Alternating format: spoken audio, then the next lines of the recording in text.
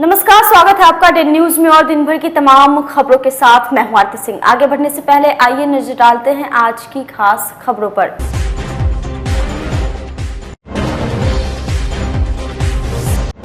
साहिबगंज इलाके में अब भी है तनावपूर्ण माहौल। डबल मर्डर के बाद से कैंप कर रही है पुलिस। 4 आरोपी गिरफ्तार, अन्य की तलाश में चल रही है छापेमारी।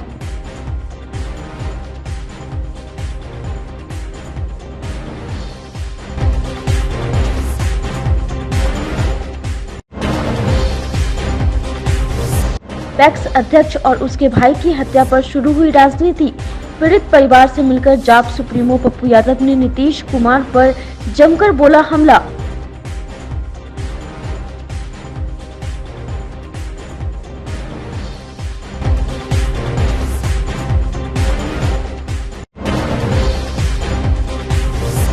और यूक्रेन से लौटे मुजफ्फरपुर के कई छात्र, बताया वहां का हाल।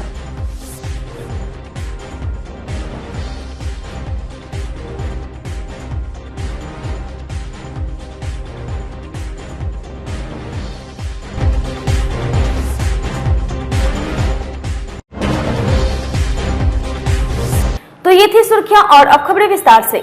मुजफ्फरपुर के साहिबगंज के बेरिया गांव में मछली मारने को लेकर वर्चस्व की लड़ाई में पैक्स अध्यक्ष राजेश सहनी, उनके भाई मुकेश सहनी हत्याकांड के दूसरे दिन भी गांव में तनाव व्याप्त है, जिसको देखते हुए भारी संख्या में पुलिस बल की तैनाती की गई है।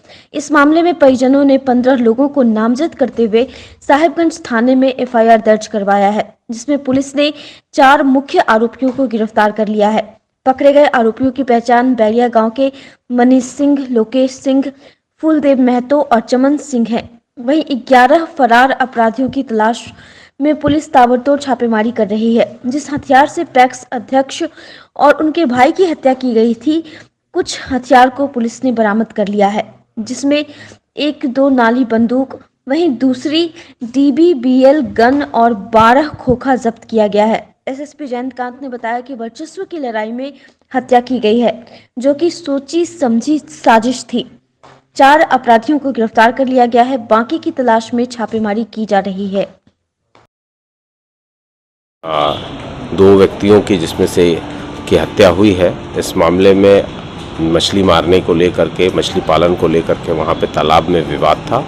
विवाद के पश्चात में दोनों पक्षों के बीच में किसी बात को लेकर के कहासुनी हुई। कहासुनी होने के बाद में एक पक्ष के द्वारा फायरिंग की गई, जो कि 12 जो अभी तक के पोस्टमार्टम रिपोर्ट आ रही है और जो इंजरी देख के लग रहा है वो 12 बोर का जो है राइफल था, उसके द्वारा हुआ है। इसमें 4 लोगों को अरेस्ट किया गया है, एक व्यक्ति को पूछताछ के लिए लाया गया थाने में। टोटल 5 लोगों को अरेस्टिंग की गई है, जिसमें 3 लोग मुख्य अभियुक्त हैं और उनकी अरेस्टिंग हो गई है। इसके अलावा जो हत्या में या घटना में जो प्रयुक्त हथियार है उसको भी बरामद कर लिया गया। सर, इसमें कितने लोग टोटल इन्वॉल्व हैं और भारी संख्या में सर फायरिंग की बात आ रही है? नहीं, देखिए, जो इंजरी है भारी संख्या में नहीं, अभी तक के जो डबल बैरल राइफल है उसका इस्तेमाल हुआ है। हम लोगों ने प्लेस ऑफ अकरेंस को भी देखा है। अगर भारी संख्या में फायरिंग की बात होती तो डेफिनेटली ब्लैंक कार्टेजेस वहां मिलते और इंजरी इस तरीके की नहीं आई है, तो उसमें जिस तरह की इंजरी पोस्टमार्टम में आएगी उसके अनुसार हम लोग आगे करेंगे। हथियार जो सर जब्त की है, लाइसेंसी है, गैर लाइसेंसी है? इस सभी मामले में जांच हो रही है, जांच के पश्चात की बात करेंगे। मुजफ्फरपुर के साहिबगंज में हुई दोहरे हत्याकांड की अब राजनीति भी तेज हो गई है। शुक्रवार को जाप सुप्रीमो पप्पू यादव साहिबगंज के बैरिया गांव पहुंचे, जहां मृतक पैक्स अध्यक्ष के परिजनों से मुलाकात की। पप्पू यादव को देखते ही मृतक के परिजनों ने चीख कर न्याय दिलाने की बात कही। पप्पू यादव ने कहा कि मृतक के परिवार को सुरक्षा मिलने के साथ ही 20-20 लाख रुपए का मुआवजा सरकार को देना चाहिए। इसके साथ ही आरोपियों को स्पीडी ट्रायल चलाकर सजा दिलाई जाए। एक बार फिर मीडिया से बात करते हुए पप्पू यादव ने सरकार पर हमला बोला। क्या कुछ कहा है पप्पू यादव ने, आप खुद सुनिए।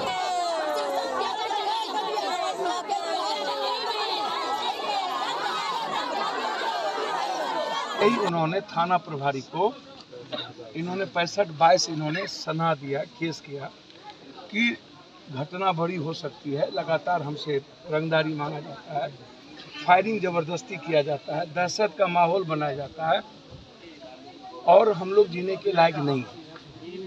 इसमें सिर्फ मछली बहाना हो सकता है, लेकिन जो तरीके हैं वो है कंप्लीट रूप से एक छत्र मेरा राज है। कोई बोलने की हिम्मत ना कर सके इस घटना के बाद, क्योंकि जिस तरीके से ये पैक्स अध्यक्ष बने और फिर जिस तरीके से इस इलाके में सामाजिक आधार पर, आर्थिक आधार से ये बढ़ रहे थे उस समाज में, तो उनको लगा कि कल कोई ऐसी बड़ी आवाज़ ना उठ जाए ताकि हम लोग के लिए खतरा हो जाए। तो तुम अपने राजनीतिक वर्चस्व और अहंकार के कारण आदमी को जानवर और कीड़ा ककड़ी की तरह तो मार दो, तो ये तो दुनिया का सबसे बड़ा अपराध है ना भाई। इससे बड़ा खौफ तो कुछ हो नहीं सकता। तो ये कोई मर्डर नहीं है, ये नरसंहार था जिसमें 3 भाई को मारने की तो तैयारी थी, साथ साथ वहाँ जितने लोग होते सबको मारा जाता।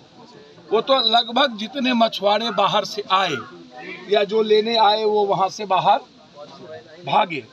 जब देखा दूर से फायरिंग, अब इन लोगों को लगा लोकल में कि जान तो नहीं मार देगा, हम इसी गांव के हैं।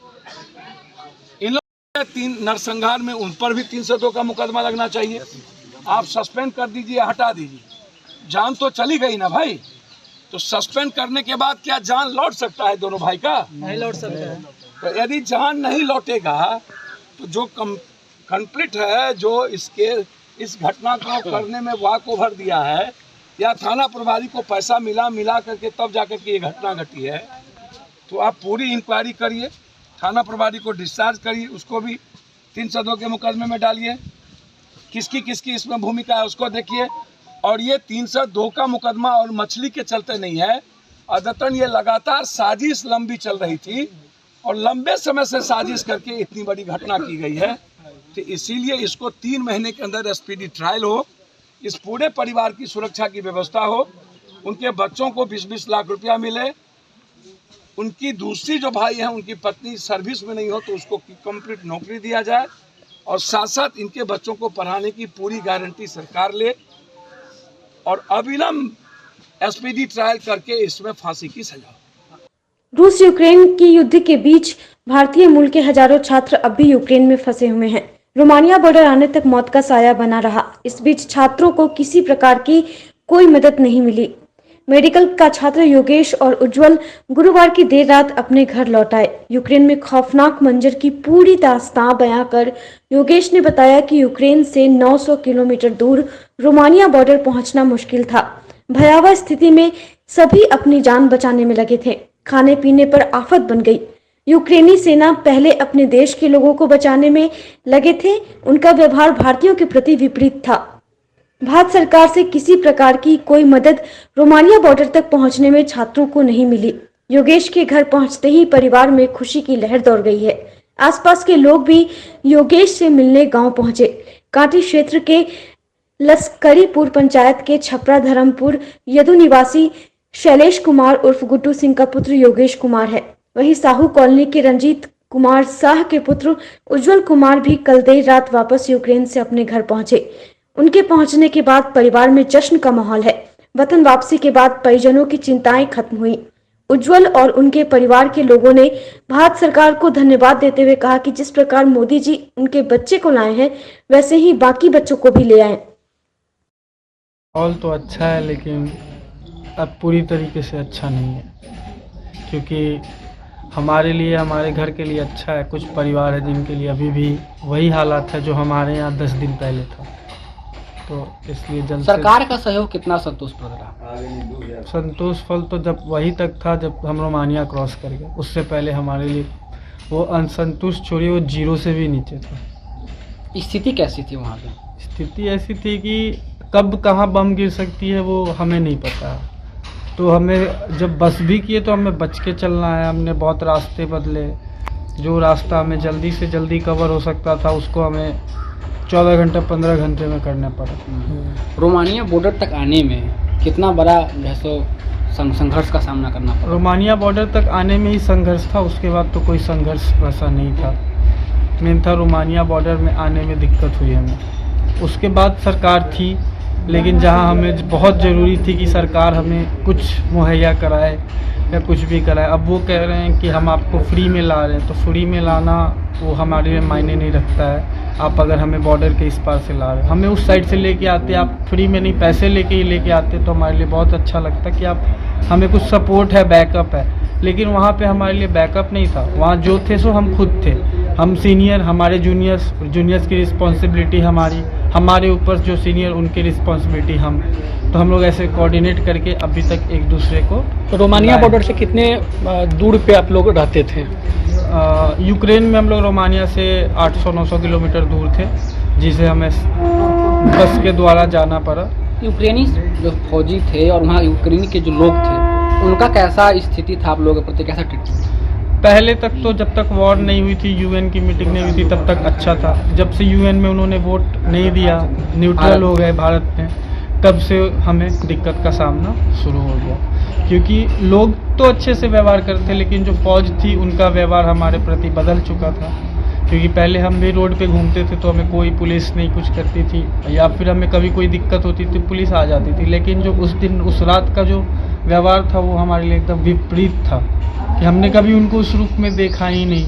वो अपने पहले सिटीजन्स को प्रायोरिटी दे रहे थे, हमें छोड़ के। जितना दिन वहाँ पे रहे, खाना पीना या फिर रहना सोना कैसे व्यवस्था? डरे हुए थे और कठिनाई हुई कि यही हमें बहुत मतलब डिस्कम्फर्ट हुआ थोड़ा यूक्रेन में ट्रैवल करने में। लेकिन हम लोग जब रोमानिया पहुंचे तो सब बॉर्डर के रास्ते तो सब कुछ स्मूथली हुआ। हम लोग को पिकअप कर लिया गया और हम लोग को फ्लाइट में डाल के। लगभग कितने बिहार के लोग रहे होंगे, बच्चे रहे होंगे, स्टूडेंट? मैं अभी जहाँ पे आया हूँ उसमें लगभग 20-25 तो होंगे। वहाँ की जो समस्या थी, वहाँ की यूक्रेन गवर्नमेंट के क्या क्या मदद मिला आप लोग को? सर यूक्रेनियन गवर्नमेंट से तो मुझे नहीं लगता कुछ मिला। इंडियन एम्बेसी से क्या मदद मिली? इंडियन एम्बेसी से असिस्टेंस हमको मिला। इंडियन एम्बेसी ने ऑर्गेनाइज किया है आपको सारा प्लेन वगैरह, सारा रेसिडेंस वगैरह। जो हम टेम्पोररी वहाँ रहे थे, जो NGOs वगैरह थे, वो इंडियन एम्बेसी के अंडर गाइडलाइंस, अंडर प्रोटोकॉल काम कर रहे थे। तो इंडियन एम्बेसी ने हम लोगों को निकाला। लगभग कितने दिन वहाँ मुसीबतों का सामना करना पड़ा? सर जब तक हम लोग वहाँ थे ना, यूक्रेन में जब हम लोग ट्रैवल कर रहे थे, मतलब वही मुझे मुसीबत वाला लगा। जब हम लोग रोमानिया पहुँच गए तो सब कुछ एकदम सिचुएशन सही था। ऑफ कोर्स बॉर्डर पे रश था, बहुत सारे स्टूडेंट्स आए हुए थे, लेकिन अल्टीमेटली हम सबको निकाल दिया और अच्छे से मतलब रखा, अच्छे जगह पे रखा, अच्छा खिलाया और लिस्ट बनाए कि किनको प्रायोरिटी दिया जाए। जिनकी स्टैंप लगी थी पहले, उनके बेसिस पे उनको प्रायोरिटी दिया गया और उनको फ्लाइट में एक एक करके बैठ। मुजफ्फरपुर में गर्मी की आहट पड़ते ही आगजनी की घटना शुरू हो गई।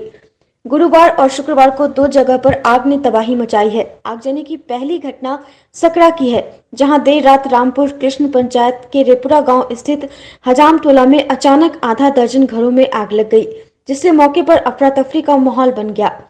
आग लगी में कई लोग आंशिक रूप से झुलस गए, हालांकि कोई बड़ा जान माल की क्षति नहीं हुई। अगलगी की इस घटना में लाखों की संपत्ति जलकर खाक हो गई है। सर हम तो नहीं देखे कैसे लगा। कैसे पता चला आपको? एक बेर धंधोरा हुआ है तब ये देखे।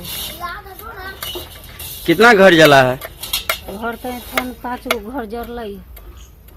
कितना का क्षति होगा लगभग? 2-1.5 लाख के तो होबे कल। सर हम नहीं थे, हम माई के यहाँ चले गए थे। यहाँ पे रात में पता नहीं कैसे आग लगा। गहना था, सोना कान में के था, पायल था, नाक में के 4 गो था, बच्चे सबका कपड़ा था, जन्म प्रमाण पत्र बनाए थे, सारा कागज यही था, बर्तन बासन टरंग के पड़ा हुआ ऐसा ही था। लगभग कितना का क्षति है? सर कैसे हम बता सकते हैं, एक कहाँ से पैसा कमा, सालों से एक जुगाड़ करके रखा हुआ था, सारे के सारे एक ही बार में। सर हम लोग तो घर में सोए हुए थे, इधर बाहर 2-3 आदमी निकला, बोला कि जे आग लगा, आग लगा। उसके बाद उठे बाल्टी से पानी उनी पटाने शुरू किए। कोई समझ में नहीं आया, मतलब पता नहीं चला कैसे आग लगी। दमकल वगैरह की गाड़ी आई थी क्या? क्या को गाड़ी आई थी? 2 गाड़ी आया। कितना का लगभग क्षति का अनुमान है? सर इसमें तो गहना जेवर भी था और जो पैसा कौड़ी, कागज पट्टे जो भी है वो सब कुछ नहीं बचा है। वहीं आगलगी की दूसरी घटना सदर थाना क्षेत्र की है, जहां गोबरसही स्थित बैंकर्स कॉलोनी के एक घर में शॉर्ट सर्किट से आग लग जाने से मोहल्ले में अफरा तफरी मच गई। सूचना मिलते ही मौके पर पहुंची दमकल विभाग की टीम ने काफी मशक्कत के बाद आग पर काबू पाया। आगजनी में घर में रखे लाखों का सामान जलकर खाक हो गए। बताया गया कि बैंकर्स कॉलोनी निवासी आलोक कुमार के घर में शॉर्ट सर्किट से आग लग गई।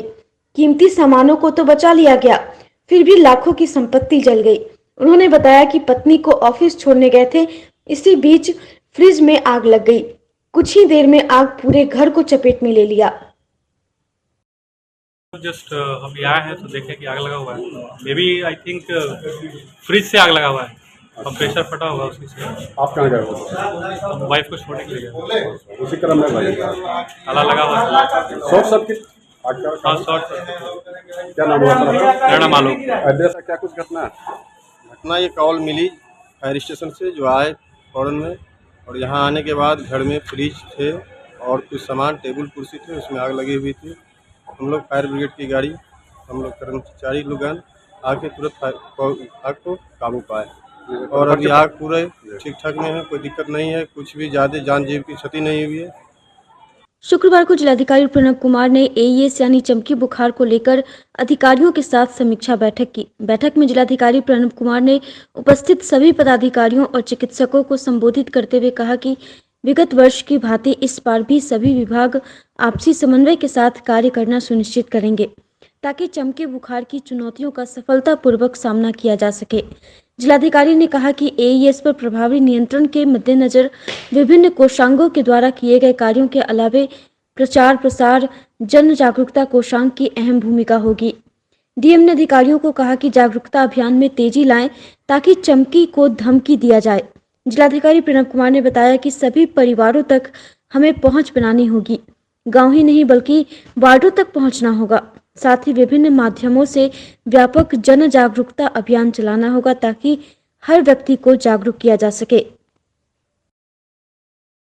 एईएस को लेके हेल्थ डिपार्टमेंट और जितने भी हमारे अन्य डिपार्टमेंट हैं जिनके कन्वर्जेंस की आवश्यकता होती है, सभी डिपार्टमेंट के साथ मीटिंग की गई है। इसमें हम लोग एकदम ज़ीरो कैजुअलिटी के अप्रोच के साथ बढ़ेंगे, जिसमें हम लोग पूरी तरह से चाहते हैं कि जिस तरह से पिछले साल हम लोगों ने इस पर पूरी तरह से नियंत्रण पाया था, इस बार हम लोग चाहेंगे किसी तरह की कैजुअलिटी नहीं हो।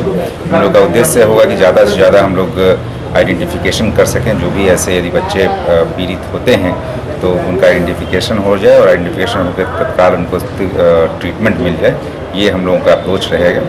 और हम लोग पूरी तरह से आश्वस्त हैं और हम लोगों के पास सबसे बड़ी बात है कि अनुभव भी है पिछले साल का, और इस बार भी हम लोग इसी अप्रोच पर काम करेंगे। और सबसे ज़्यादा इम्पोर्टेंट चीज़ होती है अवेयरनेस। यदि लोगों को इसके बारे में जानकारी रहेगी, इसके कारणों के बारे में जानकारी रहेगी और शीघ्र ट्रीटमेंट शुरू हो जाएगा, तो जैसा पिछला एक्सपीरियंस रहा है कि काफ़ी हद तक हम लोग इसको कंट्रोल कर सकते हैं। तो उसी अप्रोच के साथ मुजफ्फरपुर रजिस्ट्री ऑफिस को सीसीटीवी कैमरे की निगरानी में कर दिया गया है। कार्यालय से लेकर रिकॉर्ड रूम तक कैमरे लगाए गए हैं। विभागीय अपर मुख्य सचिव के पाठक ने शुक्रवार को बटन दबाकर कैमरे को ऑन कर दिया। इस दौरान रजिस्ट्रार राकेश कुमार सिंह सहित कार्यालय के सभी अधिकारी एवं कर्मचारी मौजूद थे। के पाठक ने पूरे कार्यालय का निरीक्षण भी किया। रजिस्ट्रार राकेश कुमार सिंह ने कहा कि सीसीटीवी लगने से न सिर्फ कामकाज पर आला अधिकारियों की नजर रहेगी बल्कि पारदर्शिता के साथ काम भी होगा। एसीएस साहब के पाठक सर आए हुए थे, उनके द्वारा सीसीटीवी कैमरा वीसी जो सेट लगाया गया है, कार्यालय में किए गए पारदर्शिता, एट द सेम टाइम वो चाहते हैं कि प्रतिदिन दस्तावेज रजिस्ट्री हो रही है उसको डिलीवरी कर दिया जाए, वो सब देखे और संतोषजनक पाए और काफ़ी खुश हुए। साथ ही साथ रिकॉर्ड रूम में भी देखे, रिकॉर्ड रूम की स्थिति काफ़ी अच्छी थी, उनके द्वारा यह रिमार्क्स दिया गया। आए हुए थे इसी सब का निरीक्षण कर? हाँ बिल्कुल, रूटीन निरीक्षण था, इससे काफ़ी संतुष्ट? हाँ सर खुश हुए। और क्या कुछ इधर कुछ खास हो रहा है, कुछ सिस्टम में नया बदलाव? हाँ, सिस्टम में नया बदलाव हो रहा है। स्थल जांच करने के लिए उनका निर्देश हुआ कि आप स्टाफ रखिए और इस संदर्भ में विज्ञापन भी निकला है, उसमें 19 स्टाफ अप्लाई किए हैं और संभवतः 10-12 स्टाफ का सिलेक्शन होना चाहिए, इसलिए कि जरूरत भी है उतनी। उनका आने का मुख्य कारण क्या था? वो औचक निरीक्षण कहीं भी करते हैं और ऑफिस में जो भी कमियां रहती है। शुक्रवार को एडवोकेट एसोसिएशन के द्वारा मुजफ्फरपुर सिविल कोर्ट के एडीजे 1 राकेश कुमार मालवीय और एडीजे 2 राधेश्याम शुक्ला की विदाई समारोह का आयोजन किया गया। एडीजे 1 राकेश कुमार मालवीय को प्रमोशन के साथ गोपालगंज ट्रांसफर हुआ है, वहीं एडीजे 2 राधेश्याम शुक्ला का प्रमोशन के साथ ट्रांसफर नवादा सिविल कोर्ट में हुआ है, जिसे लेकर जिला एवं सत्र न्यायाधीश मनोज कुमार सिन्हा ने दोनों जजों को बधाई दी। साथ ही उन्होंने बेंच और बार के बीच के आपसी सामंजस्य को लेकर एडवोकेट एसोसिएशन के अधिवक्ताओं को इस प्रकार का आयोजन करने के लिए बधाई भी दी।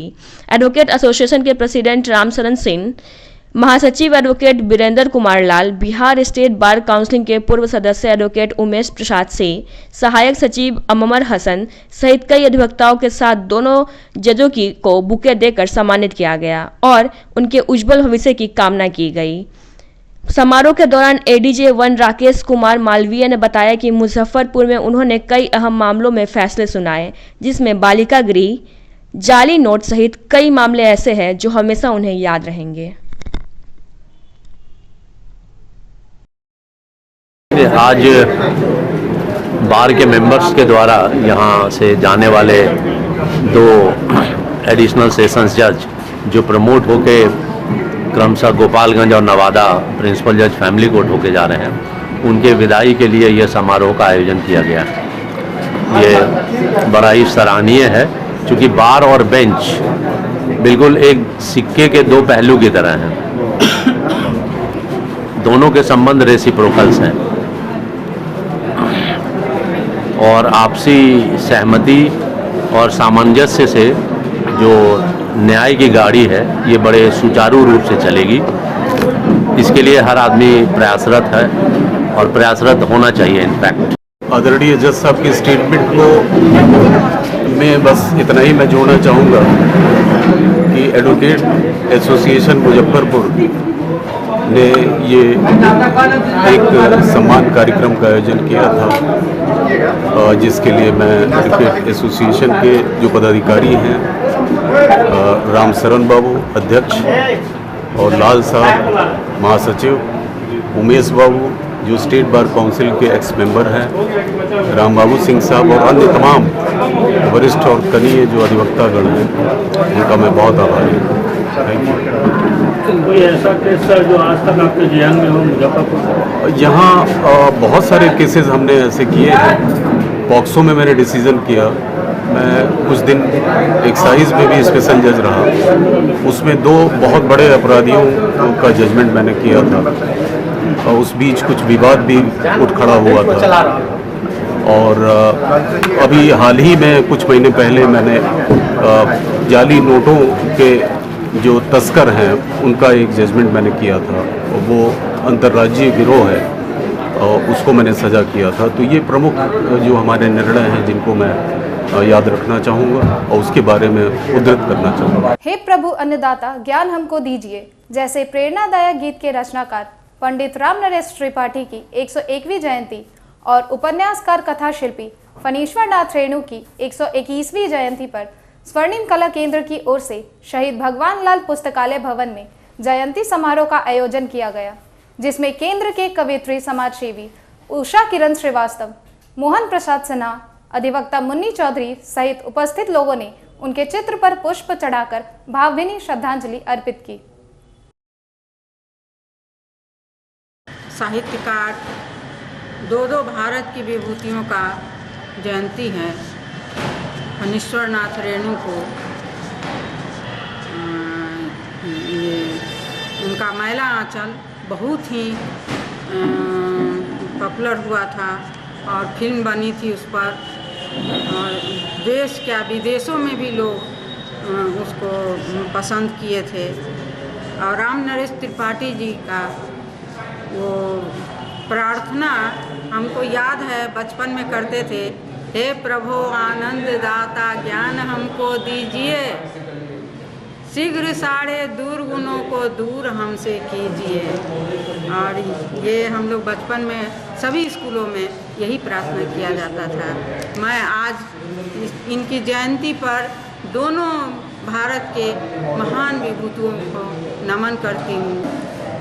भारत के 2 महान हस्तियाँ, महान विभूतियाँ, रचनाकार, गीतकार साहित्यकार, उपन्यासकार, हे प्रभु ज्ञान हमको दीजिए, हे अन्नदाता, ऐसे महान गीतों के रचनाकार पंडित राम नरेश त्रिपाठी की आज 101वीं जयंती है और महान साहित्यकार, उपन्यासकार फणीश्वर नाथ रेणु की 121वीं जयंती है।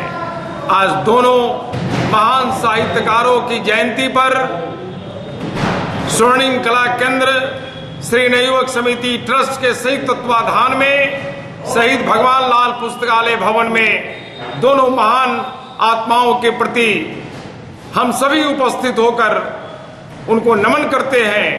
कला संस्कृति एवं युवा विभाग और जिला प्रशासन के संयुक्त तत्वाधान में आयोजित बिहार राज्य विद्यालय फुटबॉल अंडर 14 प्रतियोगिता का शुक्रवार को विधिवत उद्घाटन कंपनी बाग स्थित खुदीराम बोस स्टेडियम में सांसद अजय निषाद, मुख्य अतिथि मेयर राकेश कुमार पिंटू, अपर समाहर्ता अजय कुमार, विशिष्ट अतिथि एलएस कॉलेज के प्राचार्य डॉक्टर ओपी राय, वार्ड 21 के पार्षद केपी पप्पू के द्वारा संयुक्त रूप से दीप प्रज्वलित, झंडा तोलन और गुब्बारा उड़ाकर किया गया। यह प्रतियोगिता 4 मार्च से 8 मार्च तक आयोजित की जाएगी। इस प्रतियोगिता के सारे मैच नेहरू स्टेडियम सिकंदरपुर और खुदीराम बोस स्टेडियम में खेले जाएंगे। पहले दिन कुल 6 मैच खेले गए। मैच के परिणाम इस प्रकार हैं। पहला मैच खगड़िया और शेखपुरा के बीच खेला गया, जिसमें खगड़िया ने शेखपुरा को 6-0 से पराजित कर दूसरे चक्र में प्रवेश किया। दूसरे मैच में मधेपुरा ने गोपालगंज को 2-0 से पराजित कर अगले चक्र में प्रवेश किया। तीसरा मैच गया और किशनगंज के बीच खेला गया, जिसमें गया ने किशनगंज को 4-0 से पराजित कर अगले चक्र में प्रवेश किया। चौथा मैच सारण और शिवहर के बीच खेला गया, जिसमें सारण ने शिवहर को 3-0 से पराजित कर अगले चक्र में प्रवेश किया। पांचवा मैच सिवान और दरभंगा के बीच खेला गया, जिसमें सिवान ने दरभंगा को 1-0 से पराजित कर अगले चक्र में प्रवेश किया। छठा मैच बक्सर और जमुई के बीच खेला गया, जिसमें बक्सर ने जमुई को 2-0 से पराजित कर अगले चक्र में प्रवेश किया। कला संस्कृति एवं युवा विभाग बिहार सरकार के द्वारा राज्य स्तरीय अंडर 14 बालक फुटबॉल प्रतियोगिता की मेजबानी मुजफ्फरपुर को सौंपी गई है, जो यह प्रतियोगिता 4 मार्च से प्रारंभ होकर 8 मार्च तक चलेगी। इस प्रतियोगिता में कुल 39 टीमें भाग लेगी, जैसा कि 38 जिला की टीम है और एक एकलव्य प्रशिक्षण केंद्र जो बिहार सरकार की एक खेल की एक बेहतरीन संस्था है, उस संस्था की ये टीम है। तो कुल 39 टीमों के बीच महामुकाबला 4 दिनों तक लगातार आज से प्रारंभ होकर 8 मार्च तक चलेगी। आज कुल 7 मैच आयोजित किए गए हैं। प्रत्येक जिला को टाई सीट उपलब्ध करा दिया गया है। जिस जिला को टाई सीट के अनुसार जिस दिन मैच होंगे उस तिथि को वो जिला रिपोर्ट करेगी। इस प्रतियोगिता में लगभग 50 खिलाड़ियों का जो बेहतरीन खिलाड़ी हैं वो उनका चयन किया जाएगा। उसके लिए चयनकर्ता यहाँ बैठे हुए हैं और उसको आने वाले दिनों में उनको बेहतर सुविधा उपलब्ध कराई जाएगी। इस प्रतियोगिता के माध्यम से राज्य स्तरीय प्रतियोगिता जो आयोजित हो रहा है, उसके बाद राष्ट्रीय प्रतियोगिता में मुजफ्फरपुर में जो आयोजित प्रतियोगिता से एक राष्ट्रीय प्रतियोगिता के लिए बिहार टीम का गठन किया जाएगा, जो नेशनल प्रतियोगिता में भाग लेगी। इस प्रतियोगिता में आने वाले खिलाड़ियों को राज्य सरकार की ओर से 250 रुपया प्रतिदिन की दर से भोजन भत्ता की राशि उपलब्ध कराई जा रही है। साथ ही उनको आने में जो भी यात्रा खर्च हुआ है, यात्रा भत्ता के रूप में उनको उपलब्ध कराई जा रही है। बिहार सरकार के द्वारा कुल 9 रेफरी प्रतिनियुक्त हैं जो इस मैच को निष्पक्ष संपादित कराएंगे। मुजफ्फरपुर जिला प्रशासन का बहुत बहुत आभार है कि उन्होंने पूरे बिहार का जितने भी 14 साल से कम एज के बच्चे हैं और स्कूली छात्र हैं सरकारी के, उनका एक आयोजन कराया है। एक बहुत अच्छा पहल है। इससे जो खेल का बढ़ावा मिलेगा, और जैसा आप जानते हैं कि आज के दौर में जहां लोग बहुत ज़्यादा परेशान रहते हैं, मानसिक तौर पर बहुत ज़्यादा प्रेशर रहता है पढ़ाई का भी बच्चों पर, तो एक तरह से समझिए कि मानसिक प्रेशर को रिलीज करने के लिए खेल का मतलब बच्चे में खेल की भावना होना बहुत जरूरी है। 2 साल से खेल बंद था कोरोना के कारण। जी जी, इसकी शुरुआत हुई। यही ना, देखिए बिना सरकारी पहल के बच्चे आगे नहीं बढ़ सकते हैं। प्राइवेट लोग धीरे धीरे बहुत पीछे हट गए हैं। सरकार को अब इसमें आगे आ रहा है। माननीय नीतीश जी का बहुत आभार है। ये पूरे बिहार में इस तरह से हर खेल में, फुटबॉल ही नहीं, क्रिकेट, कबड्डी, बैडमिंटन, जितना खेल है सबका आयोजन जो है राज्य सरकार द्वारा राज्य स्तरीय होना चाहिए। कल फिर मिलेंगे कुछ नई खबरों के साथ, तब तक के लिए हमारी न्यूज टीम को दीजिए इजाजत। नमस्कार।